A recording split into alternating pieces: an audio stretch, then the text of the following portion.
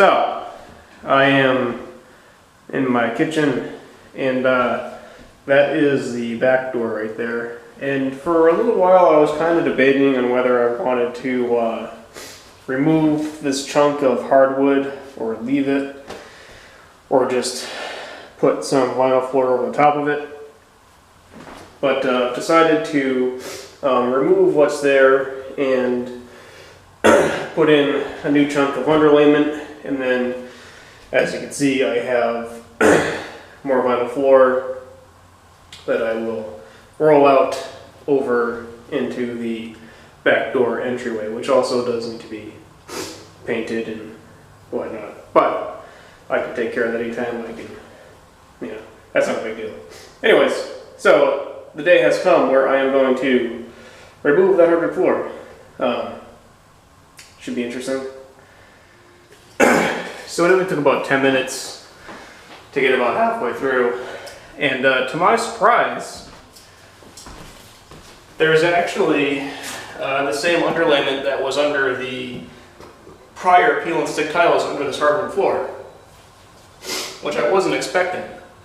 So I'll actually be able to save a little bit and return to the new chunk of underlayment that I was going to stick under there, and it will save me a whole bunch of time of having to cut out the pieces and fit it together to go under the vinyl floor instead.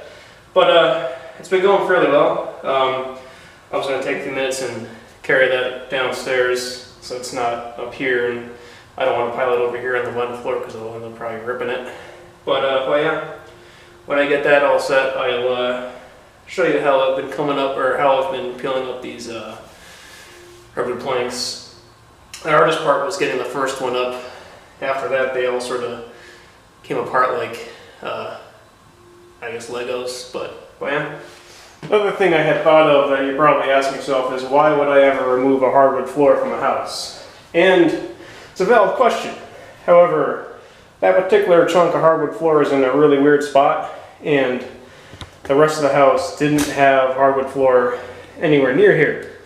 If they had at some point, or if they at all had hardwood floor that extended out to the kitchen, or that part of the house extended out to a hallway that goes up to the living room or something, then it would make sense to leave it there, refinish it, move on.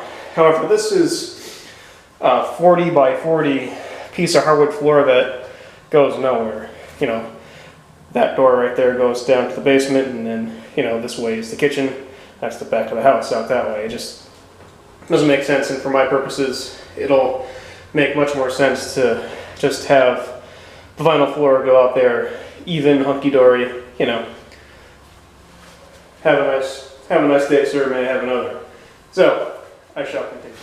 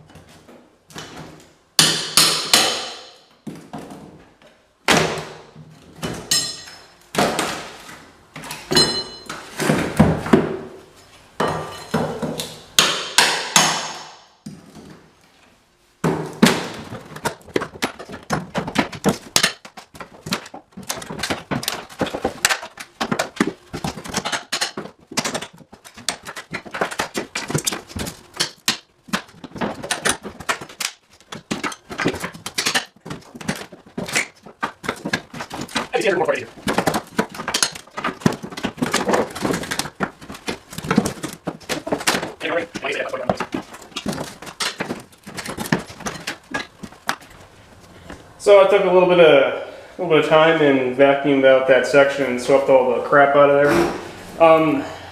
The underlayment that's there is in very good shape. It was packed full of sand and other debris that have accumulated over the years, since this is the back door area.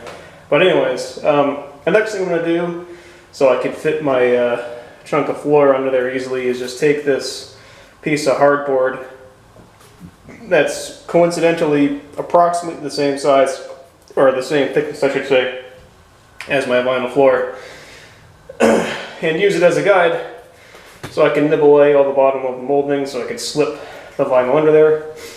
You know, nice and easy, man, have another. So yeah, that's what I'm gonna do next.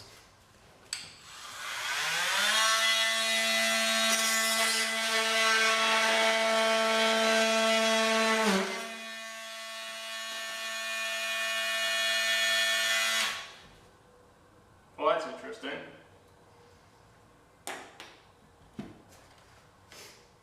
That piece was just glued there.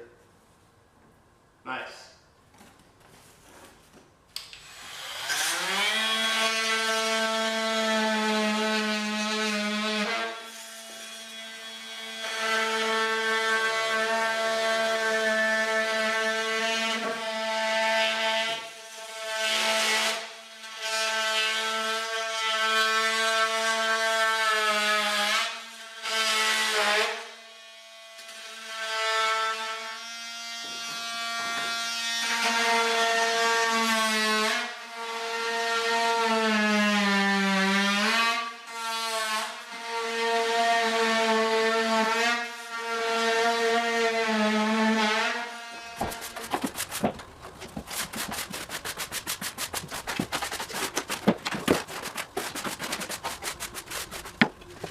And there you have it. Now the floor seamlessly goes out to the back door as well.